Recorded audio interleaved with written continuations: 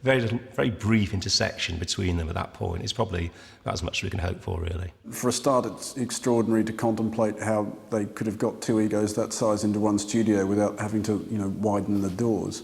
Really, I think if you look at the song Fame and also his, not really terribly exciting cover of Across the Universe on the same album, one of those things that, as these things often are, is rather less than the sum of its parts. Nothing's gonna change my world. Nothing's gonna change my world.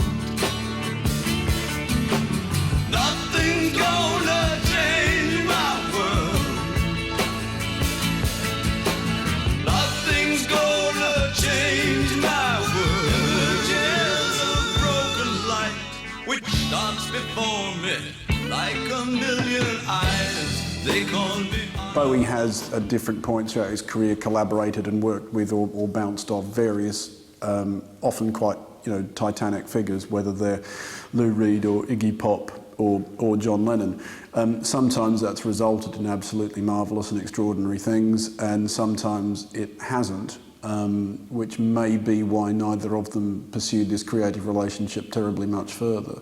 I find it very odd that there's a kind of a John Lennon thing going on here as well. It doesn't seem to fit, and yet Bowie makes it fit.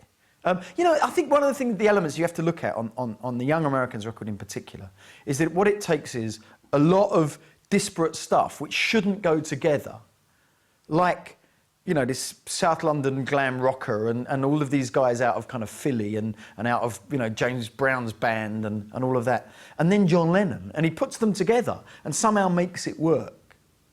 It's a classic Bowie trick of sort of cutting bits up and rearranging them in an order. And yet somehow it functions, and it does better than function, it shines. And I think, that I'm not a big fan of John Lennon, I have to say, but the collaboration on that is absolutely terrific. It makes Lennon sound almost good. The album also contained another interesting aspect. With Young Americans referring to President Nixon and the economy, and Win seemingly predicting the rise of the yuppie movement, it became clear that there was a political element to the record. Yet was this something that had emerged from Bowie, or from the genre of soul music itself? I feel that Bowie always had some political reins inside of him. He spoke his voice, whether it was about human relationships and people around him. I think that at that period in time, what was happening in the world or in America or within his own mind, he wanted to put through lyrically. And with the Young American album, I think that definitely exposed it. The title itself tells you. I think it was just him reacting to a society he'd spent a lot of time in, and what their values were and what they were, how they saw the world. I think it was just a natural reflection of the world he was living in at that time. In general, I don't perceive soul music as being political at all.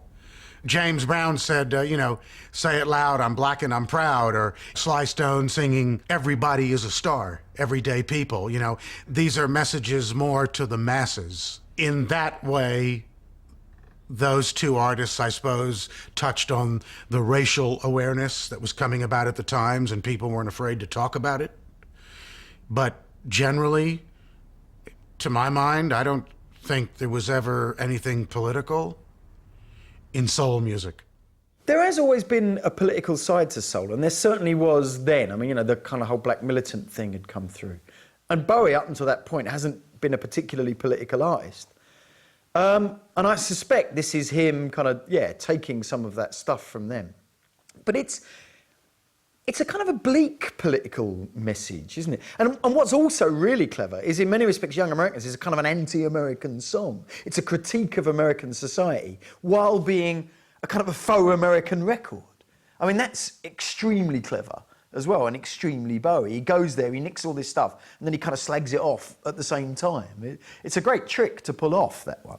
Do you want to be understood? You know what I mean? Ziggy Stardust Absolutely nothing to understand. I mean, was concerned with famine in the world and so on, and prophecies of the world running out of food and stuff like that. I'm a storyteller and a story writer, and I decided that I preferred to enact a lot of the material I was writing rather than perform it as myself. At this moment, I'm performing as myself, but I will continue in the future, after I've done what I wish to do at the moment, return back to writing stories, and I will enact them again, and I don't care what anybody says. I like doing it, and it's what I shall continue to do. Well, I'm not stopping you. Another collaborator that helped Bowie create his new sound was up-and-coming soul star and Young Americans co-writer Luther Vandross. All of a sudden, we have Luther Vandross in the band as a backup singer with 6 of his backup singers for him. Luther might have been 19 or 20 then, and David is absorbing every single thing he can. Luther Vandross at the time was a well-known session singer. You know, he'd sing Kentucky Fried Chicken commercials, and I remember first hearing of Luther with the Greg Diamond album, Hot Butterfly, and a lot of people in the business knew of Luther, but he was waiting for that breakthrough record. He went on the road with David Bowie for a year or two to promote the Young Americans album. He was on the scene for a while with David. Giving it, keeping it back. That's cool. That's cool. Next one. Got to do it this way to get it. 1, 2, 3, 4. Get you when you're down. That's about the same time he did his first demo, because I went to Philadelphia with Luther Right, okay, last section. a year after the Young Americans album and cut Luther's first 4 or 5 demos that then got him the deal. It was all happened very fast for him. Luther, you know, goes on to be one of the soul greats. And he's great on this. You know, he really gives it that. So you've got all of these elements. Bowie has done what he always does. He's picked great people to kind of steal from and to work with. And, you know, I think in many ways that record's almost as much a Luther record as it is a Bowie one. But you can't pick a better person to, you know, to have as your mate on that than Luther Vandross. As a complete package, from the cover artwork to the production sound, Young Americans had a feel to it that no one had quite experienced before. To all intents and purposes, David Bowie was spearheading the next decade 5 years in advance. It's the album on which really, when you, especially when you look at it now, never mind play it, but it's the album in which David Bowie invents the 80s. And he's done it in the mid-1970s. There is this cover which looks like the poster for, you know, every John Hughes Brat Pack film. It's sort of this incredibly airbrushed figure with this